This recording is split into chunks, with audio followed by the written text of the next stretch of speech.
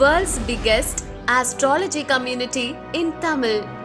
Online Astro TV, வாழ்வின் வெளிச்சம். Online astro டிவியை கண்டு மகிழுங்கள்.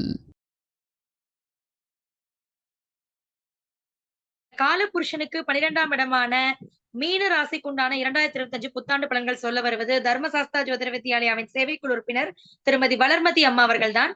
வணக்கம் அம்மா. மீன ராசிக்கு இந்த 2020 சொல்லுங்க. வணக்கம் ஐயா. நான் பேச வந்திருக்கிறது மீனராசியை பத்தி. இந்த 2024 முழுக்க மீனராசி எப்படி இருந்திருப்பீங்க அப்படின்னா,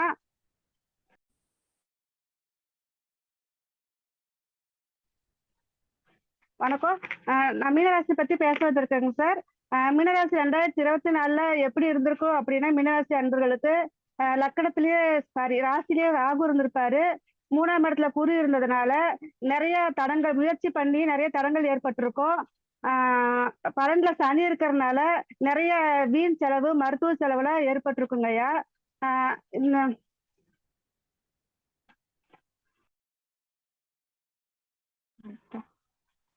இதே பேசுறது கேக்குதுங்களா? கேக்குதுங்கம்மா, பேசுங்க. தேங்க்யூங்கம்மா. அதனால நிறைய வீண் செலவுலாம் ஏற்பட்டிருக்கும். இதெல்லாம் 2024 அனுபவிச்சிருப்பீங்க.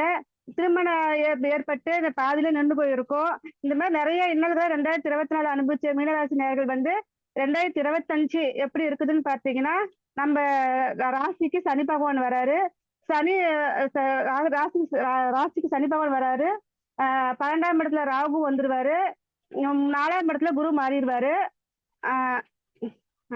லக்கணத்துல சாரிங்க சார், ராசியில 3ஆம் ராசியில சனி கொஞ்சம் தடுமாறுது.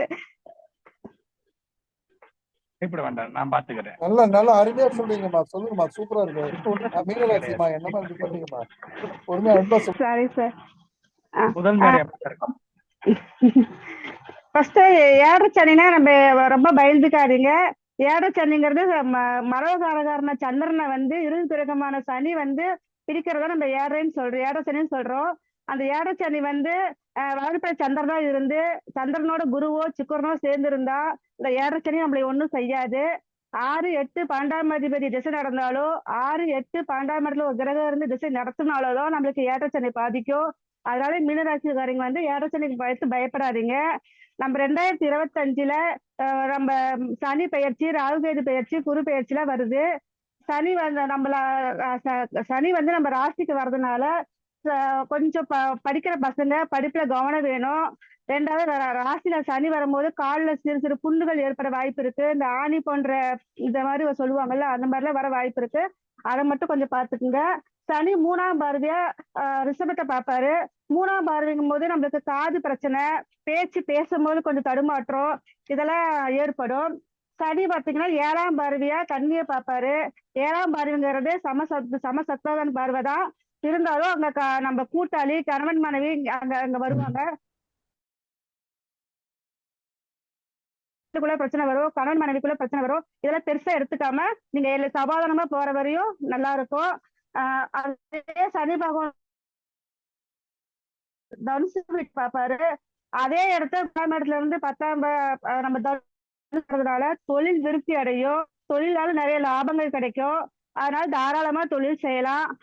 ஐடி தொழில், இந்த கணினி தொழில் இருக்கிறவங்களுக்கு எல்லாத்துக்குமே இந்த வருஷம் நல்லாவே இருக்கும். அடுத்தது பாத்தீங்கன்னா குரு, நம்ம ராசி அதிபதி குரு, அவரு போற வருஷம் 3ல மறைஞ்சு நிறைய பிரச்சனை கொடுத்திருப்பாரு. ஏன்னா நம்ம ராசி அதிபதி குரு 3ல மறைய மறைவா இருந்தாலுமே கூட ராசி அதிபதி 3ல போன வருஷம் மறைஞ்சு நிறைய பிரச்சனை கொடுத்திருப்பாரு. ஆனா இந்த வருஷம் 4ல போய் தாய் வீடு மனை இந்த அதுல போய் அமையறதுனால நம்மளுக்கு இந்த வருஷம் நல்லா இருக்கும். அந்த குரு 4ஆம் இடத்துல இருந்து 5ஆம் பார்வை 8ஆம் இடத்தை பாக்குறதுனால திடீர்னு அதிர்ஷ்ட வாய்ப்புகள்லாம் நிறைய கிடைக்கும். கூட்டாளியால வருமானம் கிடைக்கும். ஏதாச்சும் இதனால நோய் வாய்ப்பட்டு ஏதாச்சும் பிரச்சனைகள் இருந்துச்சு அப்படின்னா கூட அதுக்கு குரு பார்வை ஏற்படுறதுனால நமக்கு நோய்க்கு கூட நிவாரணம் கிடைக்கும். குரு 10ஆம் இடத்தை பாக்குறதுனால அரசு வேலை ஏதாச்சும் முயற்சி பண்ணிட்டு இருந்தீங்க அப்படின்னா, ஏன்னா நம்ம ராசிக்கு 10ஆம் இடத்துல குரு பாக்குறாரு. அதனால நமக்கு தான் அரசு வேலைக்கு ட்ரை பண்ணிட்டு இருந்தீங்கன்னா உங்களுக்கு அரசு வேலை கிடைக்க வாய்ப்பு இருக்குது. தொழிலால் லாபம் இருக்கு. ஏன்னா தொழில்காரகான சனியும் சரி குருவும் சரி அது 10ஆம் இடத்தை முக்கியமா பாக்குறதால இந்த வருஷம் தொழில் நல்லாவே இருக்கும். அப்புறம் குரு வந்து நம்ம ராசிக்கு 12ஆம் இடத்தை பாக்குறதுனால இந்த வருஷம் வந்து விரையும் அதிகம் இருக்காது. வரவுக்கும் செலவுக்கும் சமமா தான் இருக்கும். யாரும் பயப்பட தேவையில்லை. போன வருஷம் இப்போ 2024, அதாவது 2024 இன்னும் நிறைய இன்னல்கள் ஏற்பட்டு இருக்கும். 2025க்கு அப்புறம் நல்லாவே இருக்கும். ஏன்னா குரு பாக்குறதுனால 12ஆம் இடத்துல அதிக விரயத்தை கொடுக்க மாட்டாரு. அப்புறம் பாத்தீங்கன்னா ராகு கேது பயிற்சி வந்துடும். ராகு வந்து நம்ம ராசிக்கு 12ஆம் இடத்துல வருவாரு. நிறைய கெட்ட கனவுகள் வரும். நிறைய அதை செய்யலாம இது செய்யலாம பேராசை கொஞ்சம் ஏற்படும். நிறைய பயணங்கள் ஏற்படும். புதிய நபர்களை சந்திப்பீங்க. அதனால புதிய அனுபவங்கள் ஏற்படும். அதனால விரயத்தை கொண்டு போய் விடாதீங்க. குரு பார்வை இருக்கிறதுனால அந்த விரயத்தை சரி பண்ணிடலாம். பேராசை அதிகம் படாதீங்க. நம்ம சந்திரனுக்கு 6ஆம் இடத்துல கேது வர்றதுனால நிறைய மங்களகரமான விஷயங்கள் நடக்கும். ஏன்னா 6ஆம் இடத்துல கேது வர்றது நம்ம நல்ல விஷயம். அதனால மங்களகரமான விஷயம் நிறைய நம்ம நடக்க வாய்ப்பு இருக்கு. கோர்ட்டு, வம்பு, வழக்கு, சண்டை இந்த மாதிரிலாம் இருந்தா கூட அதுக்கும் தீர்வு கிடைக்கும். ஏன்னா கேது வந்து ஞானக்காரகன். அதனால நிறைய தீர்ப்பு நல்ல வகையில உங்களுக்கு கிடைக்கும். இந்த மாதிரி நிறைய நற்பலன்கள் தான் 2025 அனுபவிக்க போறீங்களே தவிர எந்த கெடுபலனும் இல்லை. நான் முன்ன சொன்ன மாதிரிதான் உங்களுக்கு என்ன தசை நடக்குது, என்ன புத்தி நடக்குதோ அதை வச்சுதான் இந்த 2025 நடக்கும். இந்த கோச்சார பலன் வந்து பொதுவாகவே நம்மளுக்கு 20% தான் செயல்படும். நம்ம ஜனனகால ஜாதகத்தை பொறுத்துதான் மீதி 80% இருக்குது. யாரும் இந்த ஏறச்செடி பார்த்து பயப்படாதீங்க. நன்றிங்க சார். நன்றி அம்மா, மிக மிக அற்புதமாக பேசினீர்கள்.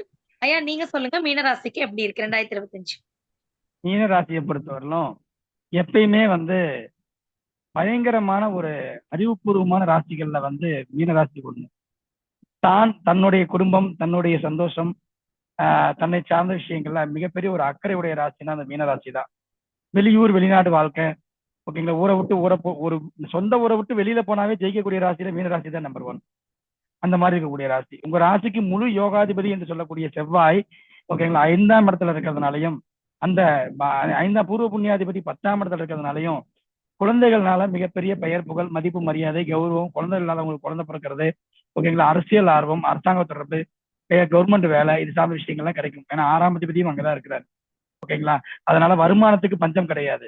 ஆனா இருக்கக்கூடிய விஷயங்கள் என்னன்னா, லக்னத்தை ராசியில உங்களுக்கு மீனராசியிலேயே ராகு பயிற்சியானதுக்கு அப்புறம் சனி. அப்ப உடல்நிலையில அக்கறை வேணும், ஓகேங்களா. எதுவாக இருந்தாலும் நிதானத்தை கடைபிடிக்கணும். தான்ற நினைப்பு வரவே கூடாது. தொழில வந்து கொஞ்சம் கேர்ஃபுல்லா இருக்கணும். ஏன்னா நம்ம ஏற்கனவே நம்ம வந்து முக்கியமான ஒரு அமைப்புல 7.5 ஆண்டுகள் இருக்கிறதுனால கொஞ்சம் நிதானம், பொறுமை அவசியம். உங்களை மீனராசிக்காரங்களுக்கு 7.5 சனி என்ன பண்ணணும்? ஒவ்வொரு ராசிக்கும் 7.5 சனி ஒவ்வொரு மாதிரி பண்ணணும். இந்த பொதுவா பலன்லாம் பேசக்கூடாது. மீனராசிக்காரங்களுக்கு என்ன சார் 7.5 சனி பண்ணும் அப்படின்னா, மீனராசிக்காரங்களுக்கு முழுமையான வெளிநாட்டு வாழ்க்கை, விரைய செலவுகள், மருத்துவ செலவுகள், அபரிவிதமான ஆசைகளுக்கு உண்டான பலன்கள், ஆசைப்பட்டதையெல்லாம் அனுபவிச்சு அதுக்கான ஒரு ஒரு ட்ரீட்மெண்ட் மாதிரி ஒரு பனிஷ்மெண்ட் கொடுக்கறது, இதுதான் இந்த 7.5 ஆண்டுகள் நடக்கும், ஓகேங்களா. 2ஆம் திருமணம் பண்ணவங்களுக்கு தான் பிரச்சனை, ஓகே. தேவையற்ற பழக்க வழக்கங்கள் போறவங்களுக்கு தான் பிரச்சனை. மற்றவங்க எல்லாம் பயப்பட வேண்டிய அவசியம் கிடையாது. மீனராசிக்கு பொறுத்தவரையிலும் அவர் 11க்கும் 12க்கும் உடையவர் தான்.